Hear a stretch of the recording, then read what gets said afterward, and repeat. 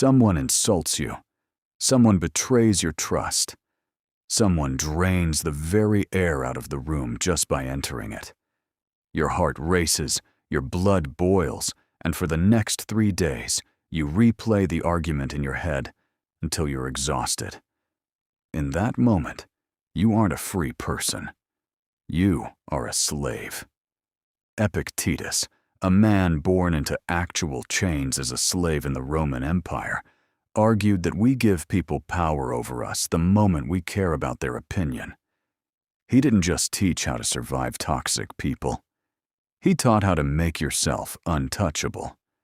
Welcome back to Sentient Path. Today, we step into the mind of the slave philosopher to learn the art of the fortress mind.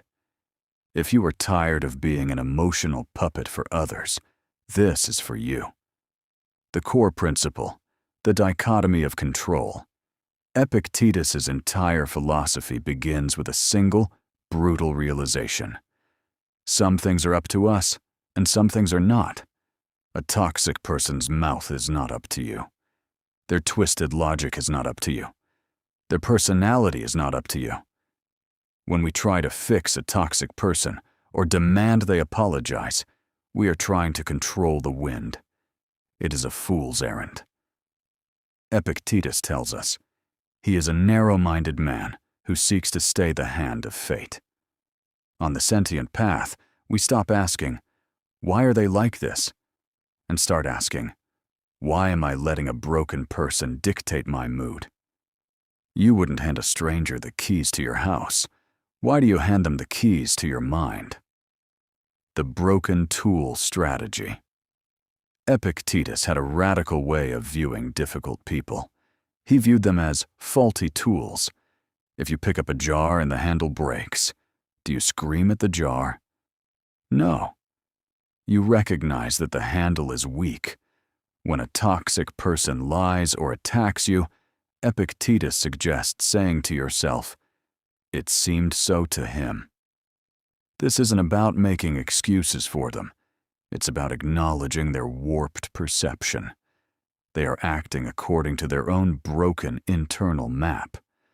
You cannot be angry at a blind man for not seeing, and according to the Stoics, a toxic person is simply morally blind.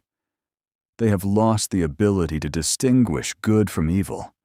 They deserve your pity, not your rage. Setting the boundless boundary. People often think boundaries are about walls and shouting. For the Stoic, the ultimate boundary is silence. Epictetus was famously undisturbed. He taught that if someone speaks ill of you, you should respond with, "He clearly doesn't know my other faults, or he wouldn't have mentioned only these." This is the peak of the Sentient Path. By refusing to defend yourself, you prove that their words haven't landed. You remain a solid mountain while they remain a passing cloud. Toxic people thrive on fuel, your anger, your explanations, your tears. When you offer them the cold, hard stone of stoic indifference, they eventually starve and move on. The Unconquerable Will Epictetus once said, "You can bind my leg, but not even Zeus can break my will."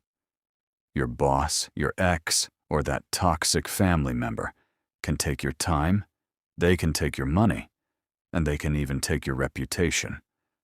But they cannot take your character unless you hand it to them. The path to sentience is realizing that your peace is a choice. You are the architect of your own distress. Today, choose to be the master of your own fortress.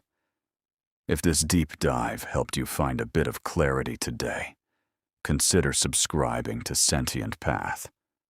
We walk this road together, one ancient truth at a time. Until next time, remain unshaken.